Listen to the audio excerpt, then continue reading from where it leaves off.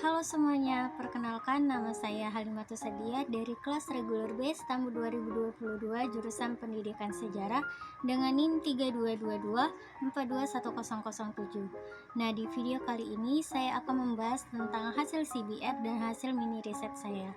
Nah, langsung saja tanpa berlama-lama kita ke video yang pertama. Nah, di video pertama ini saya akan membahas tentang hasil CBR saya menggunakan kedua buku ini. Dan saya akan menjelaskan sedikit isi dari kedua buku ini dan apa saja sih kekurangan dan kelebihannya. Nah, langsung saja kita masuk kepada buku yang pertama atau buku utama dengan judul Metode Penelitian Kuantitatif, Kualitatif, dan R&D, di mana ditulis oleh Profesor Dr. Sugiono di tahun 2021. Nah, teman-teman, di buku pertama atau buku utama ini terdapat 16 bab dengan jumlah halaman 440 ya.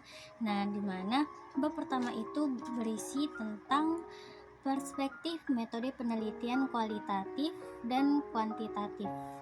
Nah, di mana pada bab pertama ini yang dapat saya ketahui dan dapat saya jelaskan sedikit bahwasanya metode kuantitatif itu merupakan penelitian berupa angka-angka dan analisis menggunakan statistik.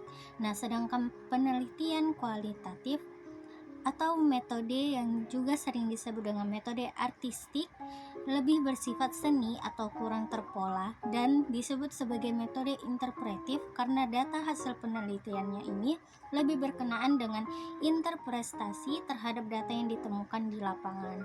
Nah, untuk bab kedua itu tentang metode penelitian kuantitatif.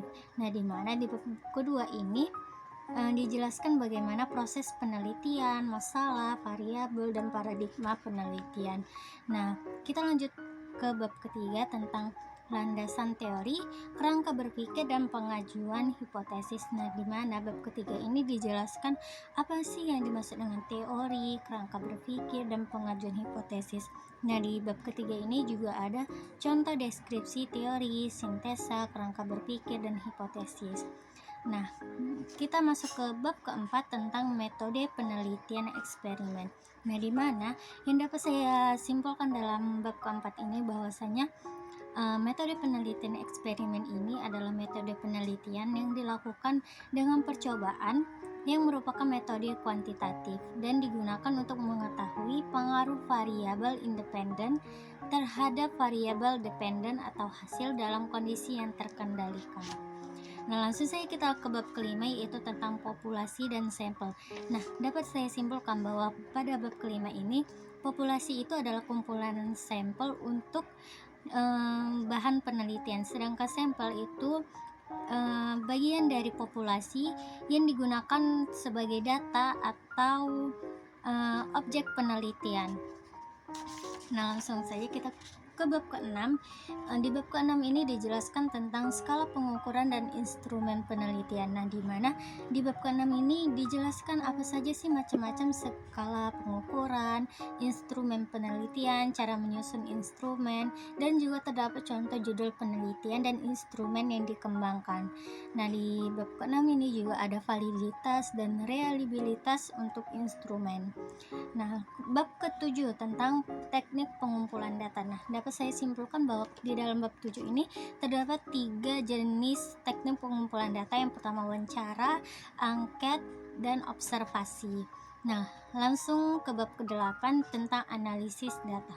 Nah, di bab ke-8 ini teman-teman dijelaskan apa sih statistik deskriptif dan inferensial, dan apa statistik parametris dan non parametris. Nah, di sini juga dijelaskan tentang judul penelitian dan statistik yang digunakan untuk analisis dan pengertian konsep dasar pengujian hipotesis. Langsung kita ke bab ke-9 tentang contoh analisis data dan pengujian hipotesis. Nah, di sini bab ke-9 ini diberikan contoh analisis data dan pengujian hipotesis ya, teman-teman. Dan langsung kita ke bab ke-10 itu tentang metode penelitian kualitatif. Nah, di mana di bab ke-10 ini diberikan penjelasan tentang masalah, fokus, judul, atau teori dalam penelitian kualitatif.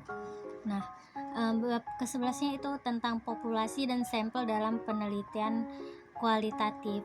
Jadi dijelaskan bagaimana sih cara pengambilan teknik sampel dalam penelitian kualitatifnya. Nah, bab ke-12 itu tentang instrumen dan teknik pengumpulan data. Nah, di bab ke-12 ini dijelaskan apa itu instrumen penelitian dan teknik pengumpulan data dalam penelitian kualitatif. Kalau tadi tentang penelitian kuantitatif, nah di bab ini dijelaskan bagaimana teknik pengumpulan kualitatif. Jadi ada kuantitatif dan kualitatif. Nah, bab ke-13 juga tentang teknik analisis data kualitatif. Nah, di sini juga dijelaskan apa itu analisis data model Miles and Harberman, dan ada apa itu analisis data model Spreadley, dan ada juga analisis data model Creswell, dan ada analisis data kualitatif dan model lainnya. Nah, lanjut kita ke bab 14 itu tentang validitas dan reliabilitas penelitian kualitatif. Nah, kita di sini juga dijelaskan apa sih itu uji validitas dan uji reliabilitas dalam penelitian kualitatif. Dan di sini juga terdapat penjelasan tentang pengujian transferability, dependability, dan confirmability. Nah, kita masuk ke bab 15, yaitu tentang penyusunan proposal penelitian. Nah, jadi teman-teman di bab ke-15 ini diberikan contoh proposal penelitian kualitatif dan kuantitatif. Nah, jadi buat kalian yang ingin tahu bagaimana sih contoh laporannya, dan kalau kalian bingung, kalian bisa membaca buku ini teman-teman, karena di sini terdapat contoh penyusunan proposal penelitiannya. Nah, bab ke-16, bab terakhir, yaitu tentang penelitian pengembangan, di mana metode dan penelitian tentang R&D. Nah, di sini juga terdapat contoh laporan penelitian R&D-nya, contoh judul penelitian, contoh laporan, dan contoh pengembangan. Dan di sini bab ke-16 ini juga terdapat langkah-langkah dalam penyusunan laporannya, ya teman-teman. Nah, jadi sedikit itu atau sekilas tentang isi buku ini. Nah, jadi teman-teman, kita langsung lanjut ke buku yang kedua atau buku pembanding, di mana dengan judul Metode Penelitian Pendidikan Kuantitatif, Kualitatif, Mixed Method, dan Research and Development atau R&D, dengan penulis Dr. Andes, Dr. Agus Jainul Fitri MPD, dan Dr. Nik Haryanti MPDI. Nah, teman-teman, ini buku tahun 2020. Nah, di bedanya ini, di buku ini tuh terdapat 11 bab, dan di buku utama tadi terdapat 16 bab. Nah, ini. Jadi di bab pertama itu teman-teman itu berisi tentang paradigma penelitian. Nah, dijelaskan nih dalam bab pertama ini apa yang dimaksud dengan paradigma penelitian, terus apa bedanya paradigma positivistik, post-positivistik, konstruktivistik, sosial, partisipatorik, dan pragmatis. Nah, di sini juga ada terdapat filsafat penelitian. Nah, bab kedua baru tentang metode penelitian. Nah, dijelaskan nih dalam bab ini apa yang dimaksud dengan metode penelitian dan apa saja sih pendekatan dan jenis metode penelitian. Nah, di sini juga dijelaskan metode penelitian kuantitatif, kualitatif, R&D, dan apa saja sih karakteristik dari setiap metode penelitiannya, dan fungsinya juga ada di bab kedua ini, guys. Jadi juga ada perbedaan antara ketiga metode penelitian ini. Nah, langsung ke bab ketiga, yaitu tentang permasalahan penelitian. Nah, di bab ketiga ini dijelaskan apa saja sih masalah-masalah yang ada di dalam penelitian dan bagaimana cara memilih masalah dalam penelitian, karakteristiknya, dan cara mencari sumber masalahnya, dan cara mengelola masalah tersebut juga ada di dalam bab ketiga ini dijelaskan. Nah, bab keempat itu tentang merumuskan dan mengembangkan kerangka teori. Jadi di bab keempat ini dijelaskan terlebih dahulu apa sih pengertian kerangka teori dan kriteria kerangka teori dalam penelitian itu apa saja, fungsi dan proses penelitiannya, langkah-langkah merumuskan kerangka teori, dan cara mengembangkan kerangka teori, semua ada di bab keempat ya. Dijelaskan semua dalam bab keempat. Nah, lanjut kita bab kelima tentang hipotesis penelitian. Nah, tentu saja di bab kelima ini ada pengertian hipotesis, fungsi hipotesis, cara merumuskan hipotesis, dan jenis hipotesis apa saja. dan cara menguji hipotesis itu juga ada. Nah, bab ke-6 itu tentang desain penelitian. Nah, di sini dijelaskan bagaimana sih bentuk desain penelitian yang seharusnya dan sebenarnya dikerjakan seperti itu. Nah, bab ke-7 itu tentang populasi, sampel dan sampling penelitian. Nah, ini hampir sama dengan buku sebelumnya tentang populasi dan sampel. Nah, bab ke-8 itu tentang instrumen detektif pengumpulan data. Nah, begitu juga dengan bab ke-9 tentang teknik analisis data. Nah, ini hampir sama dengan buku yang utama tadi, cuman ada sedikit berbeda dengan penjelasan dan teori-teorinya. Nah, bab ke-10 ini tentang contoh proposal penelitian. Nah, jadi teman-teman maksudnya di buku pertama dan di buku kedua ini sama-sama terdapat contoh proposal penelitian. Nah, bab ke-11, bab terakhir itu tentang pengolahan dan analisis data. Nah, di sini dijelaskan pengolahan data dalam penelitian kualitatif, kuantitatif, mixed method, dan R&D. Nah, jadi sekian itu sedikit isi tentang buku pembanding ini. Nah, jadi teman-teman, dari kedua buku ini dapat saya simpulkan apa saja kekurangan dan kelebihannya. Pertama, di buku yang utama ini kelebihannya yaitu teman-teman, covernya itu sangat bagus, kalian bisa lihat. Font pada judul bukunya juga sangat menarik bagi pembaca, dan di sini juga identitasnya sangat lengkap, materinya juga lumayan banyak dan lengkap, dan juga teks font pada setiap teks bukunya itu sangat rapi dan pas, dan di sini juga terdapat tabel, gambar, serta penjelasannya juga. Nah, di sini juga terdapat contoh proposalnya.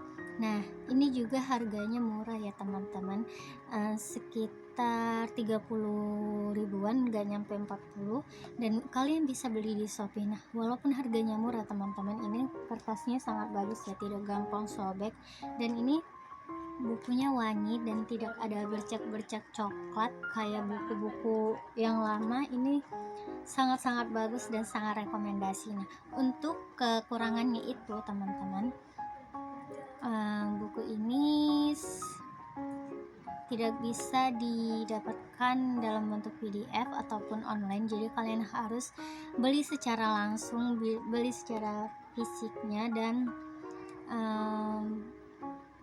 ini juga banyak yang fotokopian, jadi nggak asli kertasnya cuma kertas HPS, dan gambar dan tabelnya masih berwarna hitam, jadi nggak berwarna gitu, jadi cuman cover dan sampul bukunya aja yang berwarna, selebihnya berwarna hitam putih.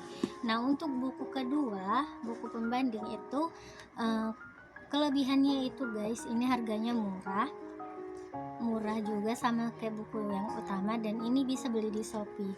Nah, kemudian ini juga pembahasannya hampir sama seperti buku yang utama, dan ini juga lumayan lengkap dan terdapat contoh proposalnya, dan juga di sini juga ada tabel dan gambarnya juga dijelaskan. Nah, kekurangannya, tapi ini bukunya ini sangat berat dan lebih mahal, tetapi dibandingkan buku pertama ini yang lebih murah, kecil, ringan, ini lebih murah daripada yang ini, dan ini gampang koyak guys.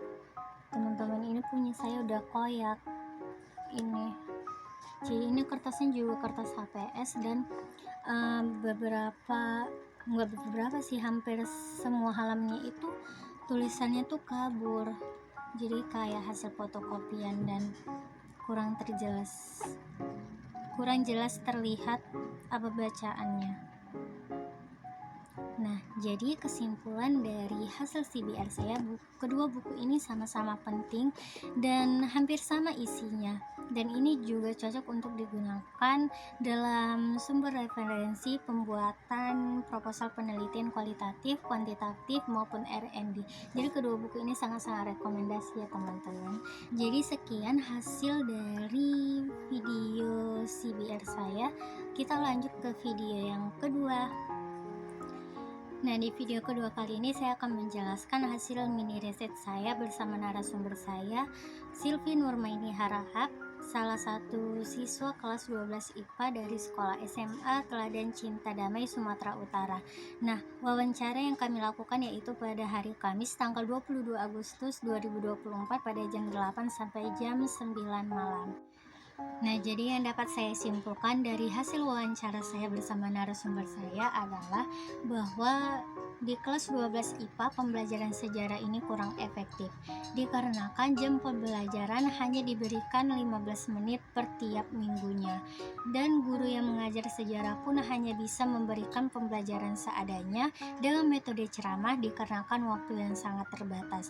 Dan narasumber saya berkata bahwasanya dia kurang tertarik dengan sejarah dikarenakan juga cara gurunya mengajar itu seperti biasa saja dan terlihat sangat membosankan, dan kadang-kadang dia mengantuk di dalam kelas.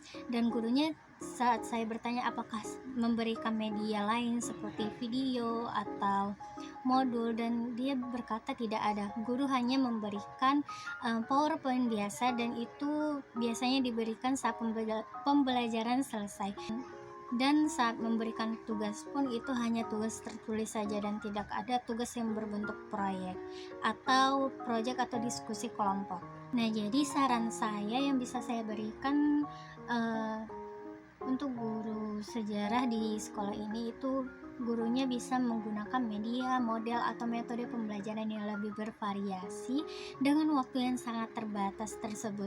Jadi agar bisa membuat peserta didik itu belajar sejarah dengan nyaman dan membuat ketertarikan atau bersemangat dalam belajar sejarah.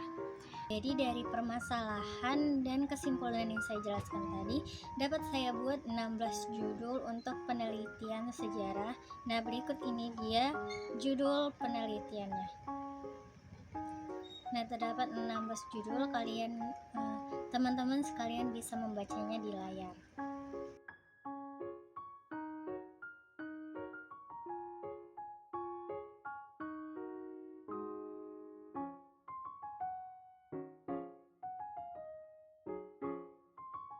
Sekian video CBR dan mini riset saya, semoga dapat bermanfaat, dan saya ucapkan mohon maaf apabila terdapat kesalahan kata dalam pembuatan video saya ini. Saya ucapkan terima kasih. Assalamualaikum warahmatullahi wabarakatuh. Sampai jumpa.